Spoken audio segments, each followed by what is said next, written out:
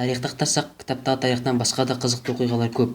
Мен бұл видеоны тарихтан ақтармай-ақ ютубтан аударып алып шығардым. Сәлем достар, бүгін сіздерге тарихтағы 10 қызықты сәйкестіктер жайлы айтамын.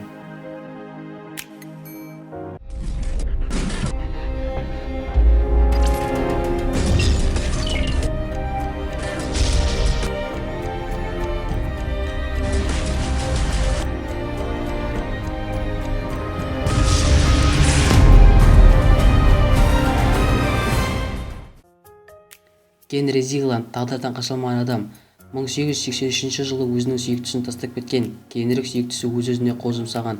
Қыздың ағасы қатты қайғырады және Генриді кінәсі үшін өлтірем деп шешеді. Ол өзінің тапаншасын оқтап Генриге атады. Атылған оқтан кейін өзін өлтіруді жөн көреді. Зигланд өлмеген болып шығады. Оқ жай ғана бетін тіліп өткен. Ал оқ Зигландты жарақаттап өтіп ауласында ағашқа тиеді. Содан кейін Зигланд өзін бақытты адам сезінеді. Бірнеше жыл өткен соң Зигланд ішіндегі оғы бар ағаштан құтылу керек екендігін түсінеді. Ағаш соншалықты қалың болғандықтан оны кесу мүмкін емес еді. Тек қана жару арқылы ағаштан құтылуға мүмкіндігі болған. Содан ол ағаштың түбіне динамит қойып жарып жібереді. Жарылған ағаштың ішіндегі оқ ұшып Зигландқа барып тиеді. Сөйтіп ол өз кінәсінен құтыла алмаған. Хилл Уильямс, кеме апаттарынан әрқашан аман қалатын адам. Егер сіз кемемен бір жаққа саяхаттауды шешсеңіз және атыңыз Хилл Уильямс болса, ештеңеден қорқудың қажет жоқ. 1669 жылы Бровелли Доллардың кемесі батып кеткен. Одан тек Хилл Уильямс деген адам аман қалған. 1767 жылы тағы бір кеме батып кеткен. Одан да тек бір адам аман қалған. Оның есімі Хилл Уильямс. 1820 жылы штормнан кеме қопарылған. Одан тек Хилл Уильямс атты адам аман қалған. 1940 жылы неміс минасына кеме жарылған. Одан тек 2 адам аман қалған. Бірі Хилл Уильямс болса, екіншісі соның құрметіне қойылған Хилл Уильямс. 50-ші жылдардың аяғында Джордж Брайзер есімді адам Луивилл қаласында Браун қонақ үйіне 307 нөмірге тұрақтанған. Бір уақытта ол жұмыстан келіп хат келді ме екен деген оймен поштасын қараған. Шынымен де Джордж Брайзерге арналған хаттар толып келіпті. Хаттарды оқи отырып ол хаттардың өзіне емес екенін түсінеді. Ол хаттар дәл сол 307 бөлмеде тұратын Джордж Брайзер есімді басқа азаматқа келген екен.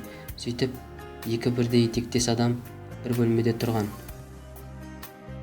Джон және Артур Мелфорд есімді егіздер бір-бірінен 80 миль ары қашықтықта өмір сүрген. 1975 жылдың 22 мамырдың кешінде екеуінің де жүрегі қатты қысылған. Екеуін де бірдей уақытта ауруханаға жатқызған және екеуі де бірдей уақытта қайтыс болған. Феррариді құрушы Энцо Феррари 1988 жылы қайтыс болған, ал немістің футболшысы Месут Өзил 1988 жылы дүниеге келген.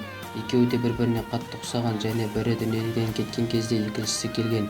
Кейбіреулер Ферраридің құрушысын футболшы болып қайта дүниеге келген деп есептейді.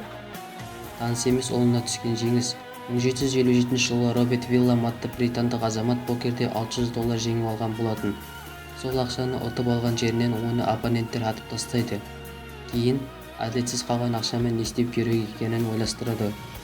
Сөйтіп олар барға кім бірінші кірсе, соған береміз деген келісімге келеді. Кейін полицейлер өлімнің артын тексереді. Содан $600 ақшаның бәрі 10 жылдан астам уақыт көрмеген Вилламның баласының қолына түскен. Наполеон мен Гитлердің таңғаларлық сәйкестігі. Наполеон 1760 жылы дүниеге келген, ал Гитлер 1889 жылы дүниеге келген. Арасы 129 жыл. Наполеон Ресейге 1812 жылы шабуыл жасады. Гитлер 1941 жылы. Арасы 129 жыл. Наполеон билікке 1804 жылы келді. Гитлер 1933 жылы. Арасы 129 жыл. Наполеон Венаға 1812 жылы кірді. Гитлер 1941 жылы Венаға кірді. Арасы 129 жыл. Наполеон 1816 жылы соғыста атылды. Гитлер 1945 жылы атылды. Арасы 129 жыл. Екеуі де билікке 44 жасында келді. Екеуі де Ресейде 52 жасында шабуыл жасады. Екеуі де 56 жаста соғыста атылды. Адриана және Леонардо жұптар ұзақ уақыт бірге болып, қыз өсіріп, бақытты өмір сүрген. Екеуін де анасы тастап кеткен. Екеуі де өз аналарын ұзақ уақыт іздеген. Кейінірек Адриана өз анасын табу үшін Бразилиядағы отбасыларға көмектесетін бағдарламаға барған және олар анасын тауып берген. Кейін анасы оған Леонардо деген ағаң бар деп айтады. Сөйтіп қыз өз ағасына тұрмысқа шыққан болып шығады. Бірақ екеуі әрі қарай бірге өмір сүруді шешеді. 70 жылдары түсірілген The Omen фильмі көп адамды шошытқан, адамдар өмір сүруге қорқатын болған, режиссерлер мен түсірілім тобы да қатты қорыққан. Фильмнің түсірілімі аяқталғаннан кейін басты рөлдегі адамның баласы болып ойнаған бала дәл фильмдегідей өз-өзіне қол жұмсаған. Түсірілім тобын алып бара жатқан екі ұшаққа найзағай түскен. Түсірілім тобының мүшесінде дәл фильмдегіне ұқсас атылғаннан кейін темір қадалған, тағы да басқа қорқынышты жайттар болған. Алекс және Дана екеуі екі жақтан болса да бірін-бірі қатты жақсы көрген. Алекс Канададан болса да, Дана штаттан болса да, екеуінің арасында жақын нәрсе барын білмеген.